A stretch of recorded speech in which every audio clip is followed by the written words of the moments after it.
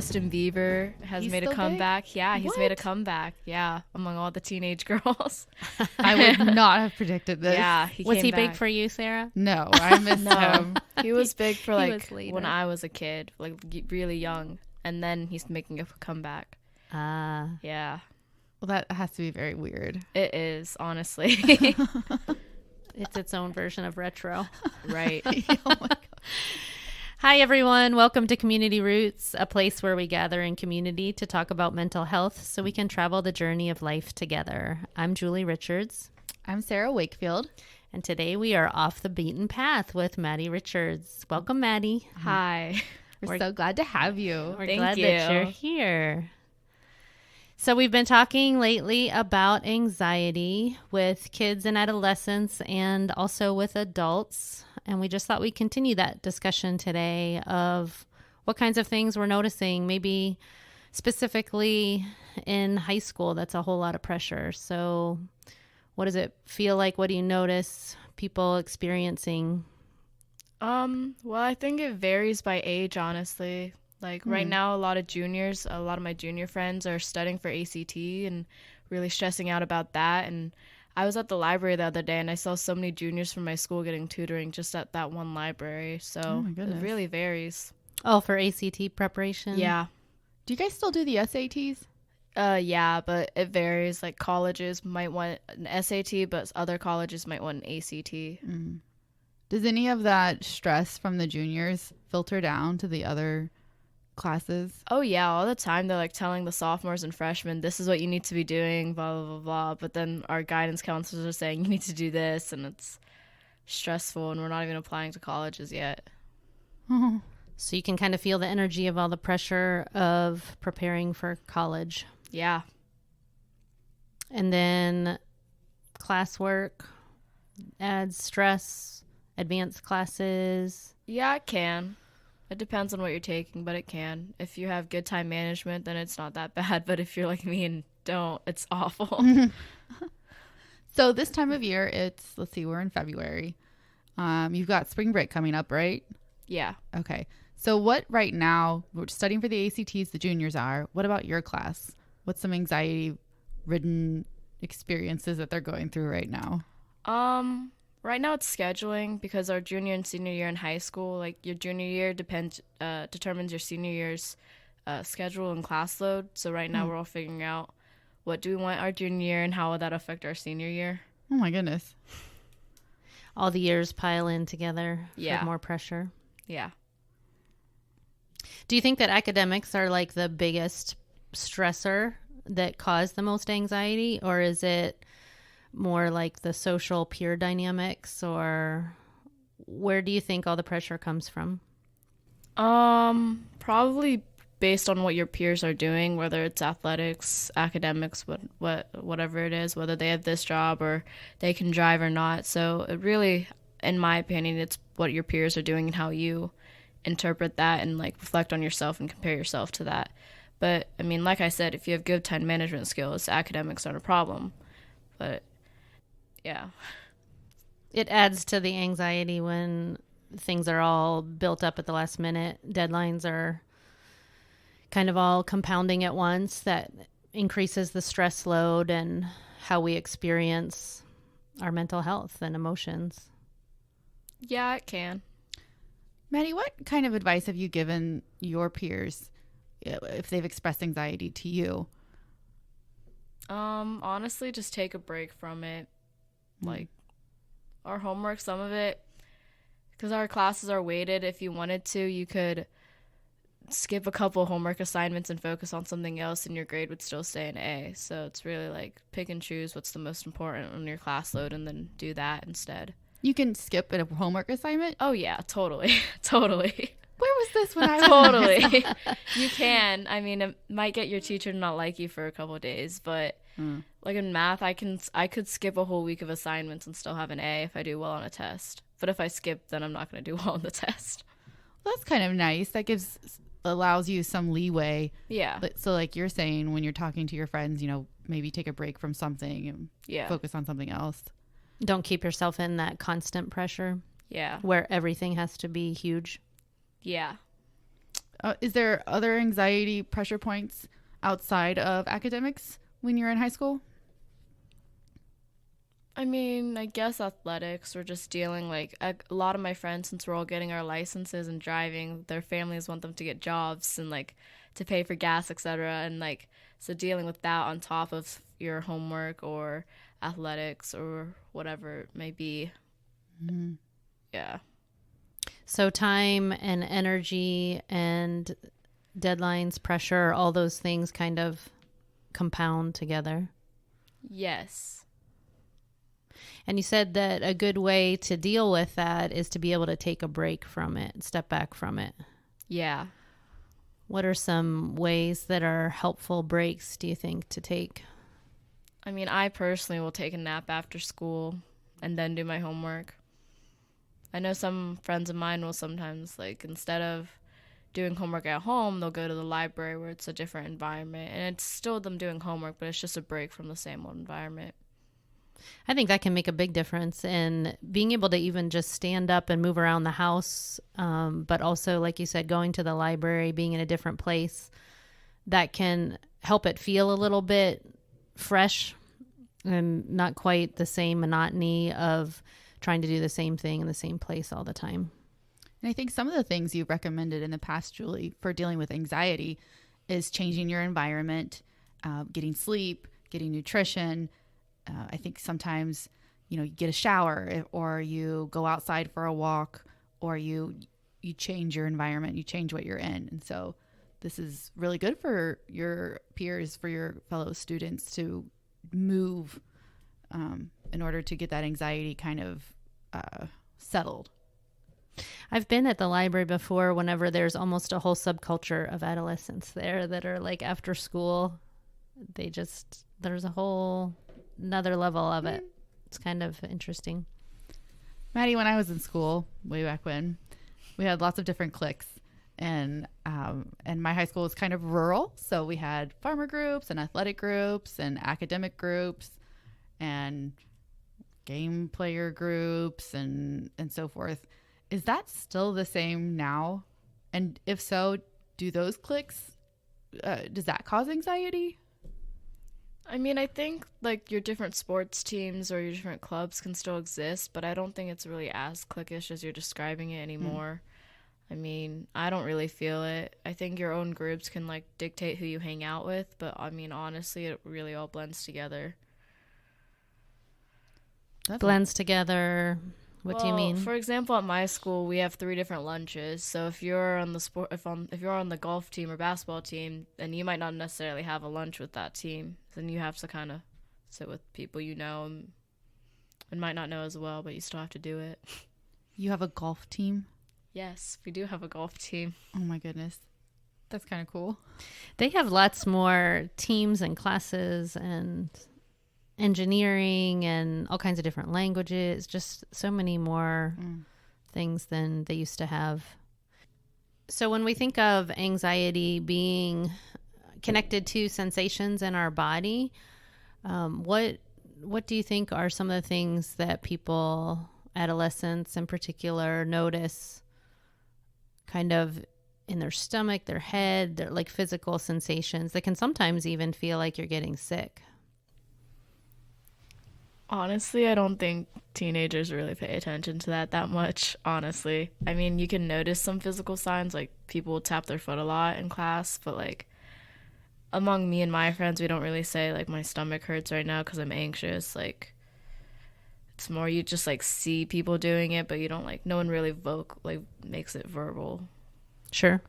I mean, I think it would be helpful for us to be able to become more aware of what's going on in our body, because those, as we've talked about on Community Roots before, those are indicators to us if we're listening to our body of where we're holding tension, for instance, or stress, or how we can take deep breaths, or things that will relieve some of that tension and stress.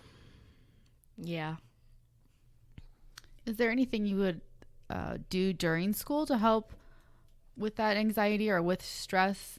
Something you can do while you're in class or while you're going in between classes and instead of waiting till you get home? Depends. I mean, some of my friends like to listen to music during lunch and like just chill out.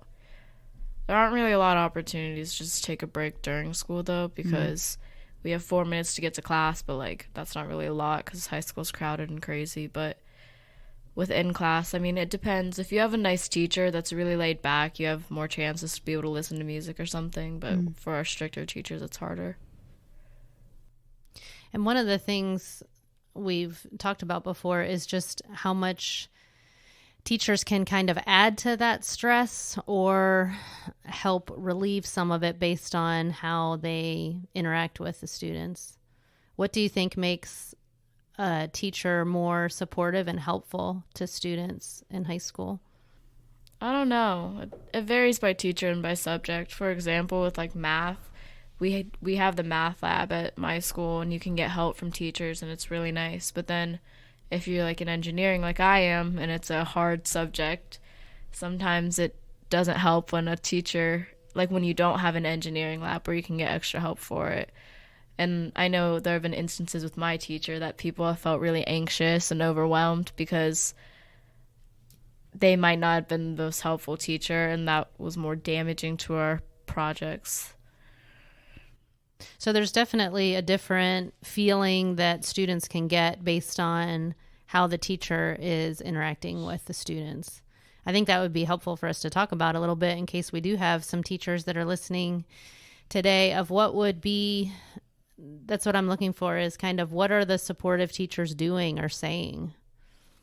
What are you noticing? If you have, some teachers are supportive and some aren't. So what are the ones that you have a sense of they get it, they understand the pressures that we're under?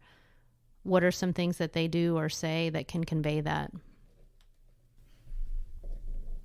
Well, one thing not to do is say don't worry, because like teenagers are going to worry about their assignments. I think there have been some of my teachers that will say, honestly, I can tell you guys aren't getting this right now. We're going to take an extra day.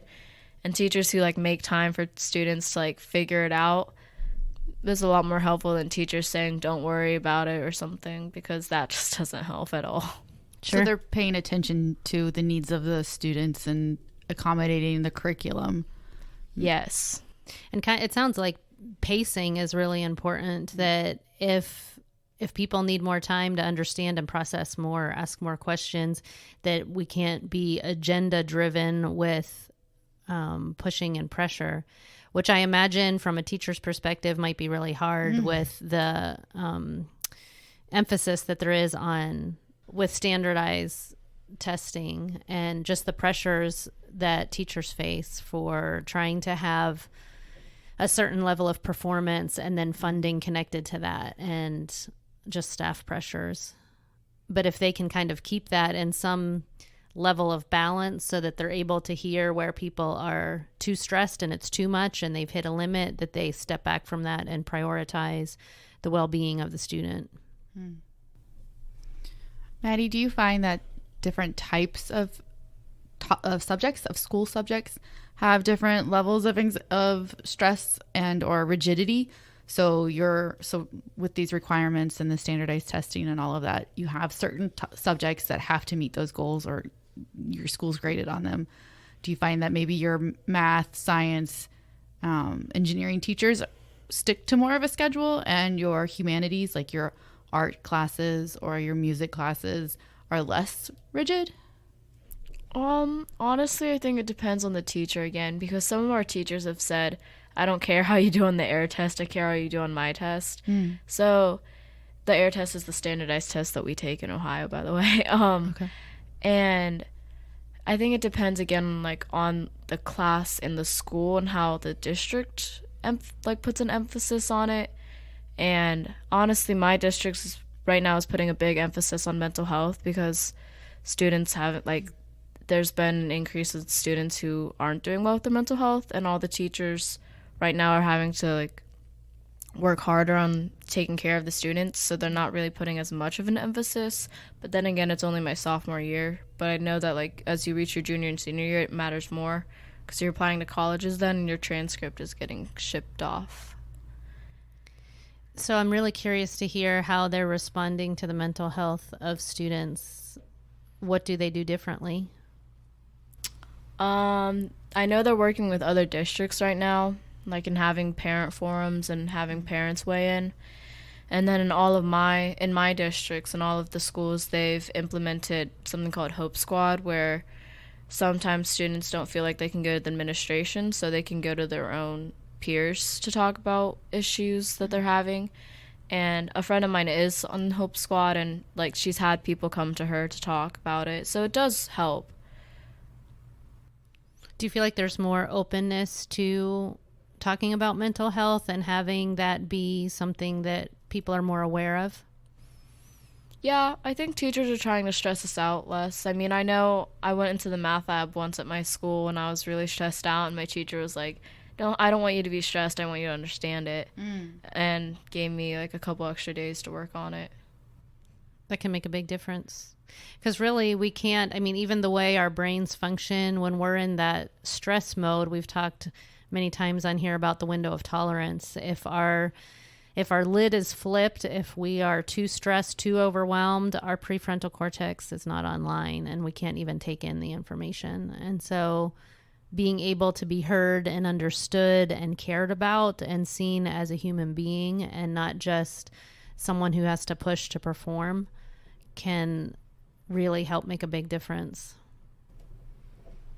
I think that maybe is what Maddie's getting to with the difference in teachers and their approaches and telling these kids, you do matter. I see you as a human being, not just a grade in my grade book.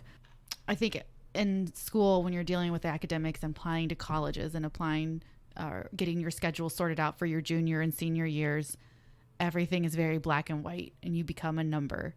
And yet we're all still human, and students are human. They're going through a transformative process. And at the same time, they're going through this huge academic process. So their bodies are changing, right? This is a period of... Absolutely. Even from the standpoint of the brain, they talk about our brain is completely rewiring in adolescence. And so the same enormous changes that are happening for toddlers are also happening for adolescents. And so it's a very destabilizing time for adolescents. Everything is being rewired. So the brain is pruning out the things it doesn't need and creating new synapses, new connections. There's a whole lot going on hormonally and just in the transmitters in our brain. And so when you talk about things being pruned off, synapses being pruned off to make way for other things, what's some of the things that would be pruned off in this stage of life?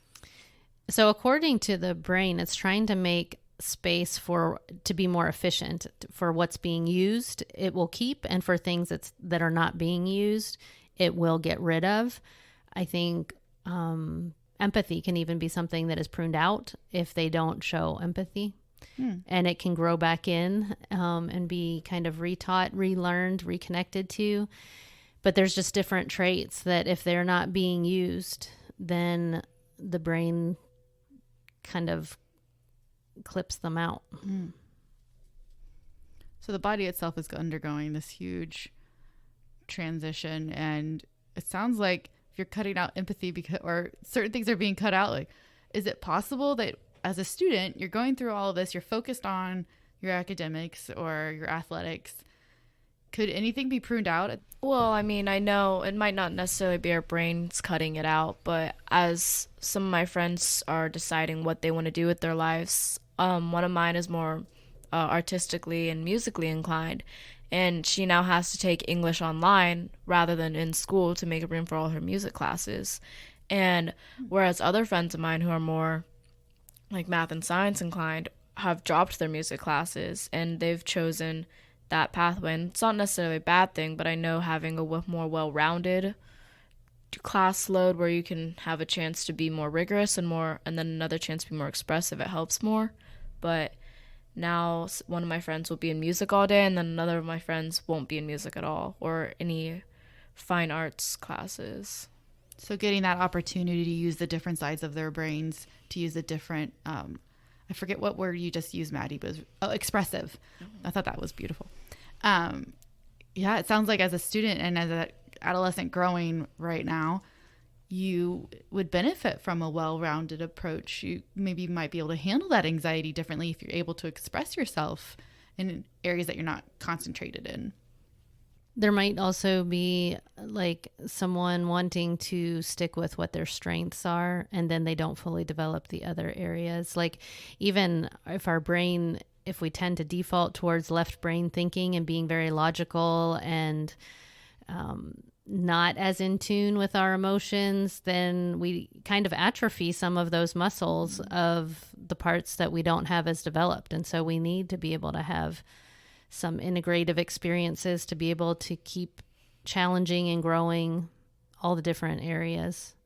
What do you think, Maddie, that families can do, whether it be siblings or parents, to help reduce some of the anxiety feelings, the stress? We've talked in past episodes how anxiety can be expressed in ways of irritability or overwhelm, sometimes anger for people. How do we, as siblings or parents, give like strong support to adolescents, to kids? I think not adding to the anxiety would be nice, or just creating an environment where if someone's upset that they can talk about it or something like that. I mean, I know some of my friends don't really talk about anything with their families because they don't think they can. But, I mean, I'm the daughter of a therapist, so it's kind of more encouraged. And sometimes to the point where it's like, oh, it's like overwhelming how much. What helps it feel more safe? What do you mean? To be able to talk and kind of process through some of the stress. What helps that feel safe to do that in your home environment? I think mostly just letting the teen dictate it, not having parents asking like, why is this happening, and trying to dictate the conversation themselves, but letting the teenager dictate the conversation when it comes to anxiety or mental health. Because honestly, it's the teenager who knows what's going on, not the parents. What if the teenager doesn't want to talk about anything because they're so overwhelmed they have shut down? I think little things can help break the barrier. Like a friend of mine is depressed, and like she's been diagnosed and her parents know it, but like they don't really recognize it. So it creates an environment where she can't really talk to her friends or to her parents at all. And they don't really help with that because they're so strict with her and trying to dictate everything that like she doesn't have the chance to talk about it. And so you were saying there were little things that would be helpful. What are some of those little things? I know sometimes I like tea, hot tea. Maybe that's something a parent can show by bringing them like a hot cup of something while they're studying. Yeah. Like a gesture, going out for ice cream. Just parents being like there, but not overwhelmingly there. Not too much or over the top, because then that adds to the stress and the pressure more. Yes. Because you were also mentioning that one of the ways they could help is not increase the anxiety and the pressure. So don't add to it. What are the things that add to it? Not having space to, like I said, whenever I get home from school, I take a nap, and my parents let me take the nap. And it's nice because I get the chance to kind of take a break. So letting a teen have that space to just feel their feelings or feel their anxiety really helps. Kind of gets the stress out. You need some time to feel more balanced, feel like you have room to recover. Yeah. There's a whole lot of pressure and overwhelm that can happen in the course of a day for any preschooler, middle schooler, high schooler. Any of that can just be intense. And so having some room to be able to rest, regroup, recover is really important. Are there other things that add to it to make it worse? So if the parent is too involved or trying to ask too many questions, that's adding to it. It can, for sure. Anything else that feels like gets interpreted as pressure or not supportive? I think when parents don't trust their kids, that can add more stress and anxiety, that they feel like they need to either try harder with their parents or they just reach a point where they don't care. And I know that there are some teenagers whose parents are just so overbearing that they're more secretive and like sneak around more, or like hide their location like on their phones, and it's like that can lead to a toxic environment and more anxiety. Julie, you had mentioned last week in our episode on adult anxiety, asking what versus why. And that was more of asking yourself what is causing or what is contributing to this versus saying, well, why do you feel this way? It sounds like maybe that might be an appropriate question for parents to ask their kids, their students, instead of saying, well, why are you so stressed? Or why are you depressed? Or why are you in your room? Maybe what's happening? What's going on? What I'm thinking about is even what we had posted this week on our social media with Facebook and Instagram, that sometimes statements can be more helpful than questions, because if I have to answer a list of questions, and I think, Maddie, you mentioned that like if they're asking a lot of questions, it's too much. Yes. And so that starts to feel like you're backed into a corner, or like maybe interrogated a little bit. Like, why are you asking me so many questions? Like, stop asking me questions.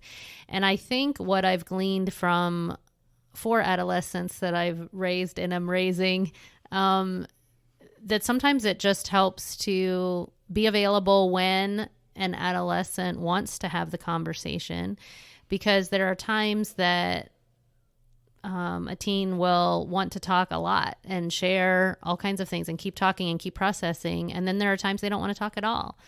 And I've had clients, for instance, who are parents that just say, I don't know how to help my teenager talk. I don't know how to help them talk through their feelings. And a lot of times they need to be patient with, there are some times of the day that are harder to have conversations, if they're a morning person or a night person, or when their energy is low, or if they need that space to recharge, then that's probably not the time to try to explore too much with them. But then there are really organic times during the day. It might be driving to run errands, or it might be when that teenager is wanting to talk about what's happening with their peers, that as parents we can make a priority towards setting down what we're working on and giving them attention, or making room, even if it happens late in the day when our day and energy is spent, that maybe they need time to connect. Yeah, for sure. I think when parents can recognize that their kids are needing time to recharge and relax, and then there are other times when I know when I get home, like from hanging out with friends late at night, my parents want to go to sleep, but I'm like super charged up. But then most of the time my mom makes time, well, all the time my mom will listen, even if it's for a little while. But then there are other times when I'm coming right home from school, I'm not in the mood to hash out everything I did, and that's when my parents will get the standard, oh, school was fine, everything was fine, nothing happened, like, but whereas later in the day I might have more energy or better state of mind. And I know before coming here to record, my mom was texting me like about something, and I was very, well, it's fine, okay, yeah, because I mean at that time I was just anxious about driving and getting here and recording. But I know that after this I'm going to be in a crazy mood. So it sounds like there's a time and a place for everything. And just because your student isn't responding immediately if you start asking questions, it's not that they don't want to talk about it, but there is a time for it. And the student's energy is low. The student's energy may be completely gone, and they need time to recharge. And instead of taking it personally, like I think some parents might, it's meeting the student where they are. And that there's really going to be some ebb and flow in that, and that's normal. But one of the things too, Maddie, that you were talking about, that maybe some parent relationships can get damaged too, like if they aren't trusting their teenager, and then that teenager feels like, I give up, I don't care, I'm going to just hide what I'm doing. And it can really drift that relationship further apart. And so I think being able to tune into how healthy is our relationship, and maybe making ourselves aware if there are things that need repairs, or to touch base on if it seemed like something happened that didn't go well. We call it a rupture, but to be able to revisit it and make apologies for our humanity as parents, or reconnect whenever there's that kind of discord or rupture that happens. So Maddie, you're in your sophomore year of high school, right? Yes. We're winding down just a little bit. I mean, we're in the second semester. Yeah. Okay. So as freshmen, what would you have to say to freshmen, incoming freshmen or freshmen becoming sophomores, who might be feeling that overwhelming pressure from the trickle-down effect of juniors and seniors planning, preparing, test taking, and all of that? What would you have liked to have known as a freshman or as a sophomore? Honestly, it doesn't matter. I mean, it's important that if you want to go to college to get good grades in high school, but it doesn't really matter. I mean, in my opinion, mental health is more long-term than college. So if you push yourself too hard in high school and you end up going to the college your parents if you end up okay. Woo. Let's think about what I want to say. Honestly, most of the stuff doesn't matter. If you're more academically driven, but you don't take a second to just think about your mental health and where you are, then that could be damaging long term and lead to struggles when you're an adult as a parent, to being harsher to your own kids. But I think just taking a break and realizing that at the end of the day, it all doesn't really matter, to just realize that what you're going through and how your own mental health and physical health is and emotional health is way more important than your academics. Is there any advice you could give them with regards to their schedules? So maybe put in all the study halls you can, or make sure that you include something that's not what your concentration is in. So you do engineering, but you also do music. So do you have any advice for freshmen to how they can be better balanced? I think if you want to focus on something like math and sciences, that's totally okay. But to throw in something, it doesn't necessarily have to be music, because I dropped music my sophomore year and I don't regret it at all. But having something that balances out, like a fun elective. Like right now I'm taking a cooking class right in the middle of my day, and that's a nice break from going straight from science into a math class. It's nice to have a cooking class in the middle of my day. Maddie, where is our food? No. I was really hoping for some croissants or delicious meal prepared for me. I guess not. That's okay. But that probably is a really great help during the day, to have some time that you can eat and make something fun. I mean, that cooking can even really be a great tool for mental health. It gives us nutrients, and it also gives us something to do that can be fun. Mm-hmm. It's a good hobby to learn. Stepping out of your classroom environment. So we're coming to the end of our episode, and we like to end on some notes of gratitude so that we can always look for the good things that are happening in the midst of our hectic, crazy, or busyness, or anxiety, or anything else that we're experiencing. We can also notice what we are grateful for.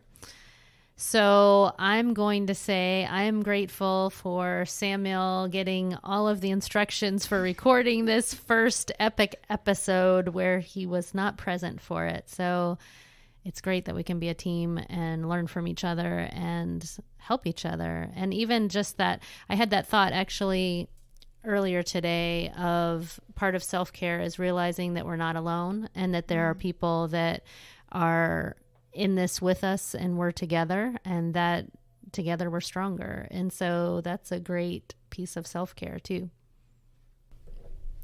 I am grateful that our horses went out yesterday. With the weather being so mild, the pastures have been really bad. And so when I go out to ride my horse, you just wonder if you're going to get a bucking bronco or if you're going to have a nice ride. And it's healthy for them and their own anxieties if they get to out, change their environment, and interact and socialize with other horses. So I definitely noticed a difference in my own horse yesterday after she got out and had that group experience and got to be outside. So That's pretty cool how it mirrors our own mental health. They always say that with equine therapy and learning from horses. That's super cool. Yeah, it really does. Maddie, anything you're thankful for? I'm grateful that I can now drive, because for some people like me, anxiety can be time driven. So now that I can drive, it helps alleviate some of my anxiety. And yeah. Independence and freedom. Yeah. That feels good. Mm-hmm. Well, thank you all so much for being with us today. Remember to check us out on Facebook and Instagram and be part of our community. We want to hear from you. We want to interact with you and give support to each other so that we know that we're all in this together.